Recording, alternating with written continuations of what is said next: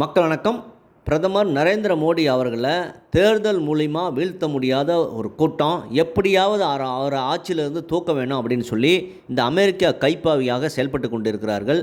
தற்பொழுது இந்த பாராளுமன்ற செஷன் குளிர்கால கூட்டத்தோடு நடக்க ஆரம்பிக்கிற உடனே விவசாயிகள் ஒரு பக்கம் தூண்டி விட்டாங்க. அவங்க இந்தியா அமெரிக்காவுடைய ஒப்பந்தம் எங்களுக்கு செல்லாத, அதை கேன்சல் பண்ண அப்படின்னு சொல்லி ஏற்கனவே நம்மளுடைய விவசாயத்துறை அமைச்சர் திரு சிவராஜ் சிங் சௌகானும் மற்றும் பாரத பிரதமர் நரேந்திர மோடி அவர்களும் இந்த ஒப்பந்தத்தால் இந்தியாவோட விவசாயிகளுக்கு எந்த கெடுதலும் நடக்கப் போகாது, அந்த மாதிரி நான் ஒரு இதை பண்ண மாட்டேன் அப்படின்னு சொல்லி தெளிவாக சொல்லியிருக்கிறாரு. அப்புறம் என்ன பிரச்சனை? அதே மாதிரி நீட்டு இப்போ நீட்டுக்கு எதிராக இந்த பேப்பர் லீக் பிரச்சனைக்கு கல்வி அமைச்சர் தர்மேந்திர பிரதான் பதவி இழக்கணும் அப்படின்னு சொல்லி காக்ரோச் ஜனதா பார்ட்டி அப்படிங்கிறத அதை ஆரம்பித்தவனும் பார்த்திங்கன்னா அமெரிக்காவில் இருக்கிறவன், அங்கே பாஸ்டன் யூனிவர்சிட்டியில் படிக்கிறவன் அபிஜித் தீப்கேன்னு சொல்லி ஒரு நாய்.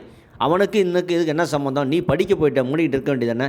தேவையில்லாமல் அவனும் இங்கே மாணவர்களை இன்டர்நெட் வாட்ஸ்அப் மூலிமா சமூக வலைத்தளம் மூலம் தூண்டிட்டுக்கிட்டு நேற்று பாராளுமன்றத்தை நோக்கி பேரணியாக போகிறோம் அப்படின்னு சொல்லி பேரணி போகலை, கல் எடுத்து அடித்து போலீஸெல்லாம் அடித்து எல்லாம் ஆர்ப்பாட்டம் பண்ணியிருக்கானுங்க. அதனால தான் லத்தி சார்ஜ் பண்ண வேண்டியது வந்தது. அதனால் மத்திய அரசு போலீஸ் லத்தி சார்ஜ் பண்ணுறது எந்த வகையான தவறும் கிடையாது. இவனுங்கெல்லாம் இவனுங்கெல்லாம் நாட்டுக்கு ஆதரவாக கிடையாது, இவனுங்கெல்லாம் நாட்டுக்கு எதிரான செயல்படும் கூண்டாஸ்.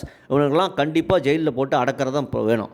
அதே மாதிரி மூணாவது, ஜம்மு காஷ்மீர் முதலமைச்சர் உமர் அப்துல்லா மாநிலத்துக்கு மாநில அந்தஸ்து கொடுக்கணும் அப்படின்னு சொல்லி அவர் ஒரு பக்கம் போராட்டம். எல்லாம் ஒரே டைமு நடக்குதுன்னா பாராளுமன்றம் நல்லபடியாக நடக்கக்கூடாது அப்படிங்கிறது உங்களோட எண்ணம். எப்படியாவது மோடி அவர்களுக்கு இடைஞ்சல் கொடுக்க வேண்டிய அப்படின்னு தான். ஏன்னா மகளிர் மசோதா, ஒரே நாடு ஒரே தேர்தல், இந்த மாதிரி பல மசோதாக்கள் தாக்கல் செய்தது, அதெல்லாம் வெற்றிகரமாக தாக்கல் செய்யக்கூடாது. ஏன்னா மத்திய பாஜக அரசுக்கு இப்போ 3/2 மெஜாரிட்டி ஓரளவுக்கு வந்துருச்சு. ஏன்னா இப்போ கூட்டணி இல்லாமல் மற்ற கட்சிகள் திமுக, திரிணாமுல் காங்கிரஸில் சில பேர், ஆம் அதிமுக சில பேர் எல்லாமே பாஜக ஆதரவாக நிறைய பேர் வந்திருக்காங்க. அதனால் எங்கே இந்த முக்கியமான மசோதா, ஒரே நாடு ஒரே தேர்தல், பெண்களுக்கு எதிரான மசோதா, இந்த மாதிரி சில மசோதாக்களை வெற்றிகரமாக தாக்கல் செய்து முடிஞ்சிருமோ அப்படிங்கிறதுனால காங்கிரஸ்காரன் நடக்கக்கூடாதுன்னு தான் ராகுல் காந்தி எல்லாம் வெளியிலேருந்து இப்படி போராட்டம் பண்ணுறாங்க. அது ராகுல் காந்தி அமித்ஷா மோடி பதவி விலகணும்னு சொல்கிறார். அப்போ இதுலேருந்தே அந்த உள்குத்து தெரியுது.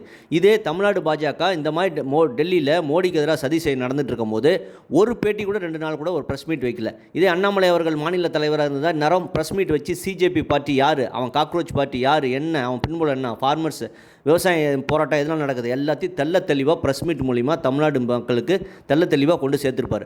அதை இந்த தமிழ்நாடு திராவிட பாஜக தலைவர்கள் நயினார் நாகேந்திரன், வானதி சீனிவாசன், இந்த தமிழிசை எல்லாம் சேர்ந்து பண்ணாங்களா? பண்ணலை. இதே அண்ணாமலைக்கு எதிராக எப்படி சமூக வலைதளத்தில் கெட்ட செய்தியெல்லாம் பரப்ப முடியுமோ அதை நல்லபடியாக செஞ்சிகிட்ருக்காங்க. ஆகவே அண்ணாமலை அவர்களே ஒரு தேசியவாதியாக நாங்கள் கேட்குறோம், நீங்கள் ஒரு ப்ரெஸ் மீட் இமீடியட்டாக வைங்க. அதுதான் ஒரு தேசியவாத விருப்பமாக இருக்குது. கண்டிப்பாக நீங்கள் வைப்பீர்கள் என்று நம்புகிறோம். இதை பற்றி உங்களுக்கு கருத்து என்பதை கமெண்ட் பண்ணுங்கள். சேனலை please like, share and subscribe பண்ணுங்கள். மறக்காமல் பெல் ஐகான் கிளிக் பண்ணுங்கள். நன்றி, வணக்கம், ஜெய்ஹிந்த்.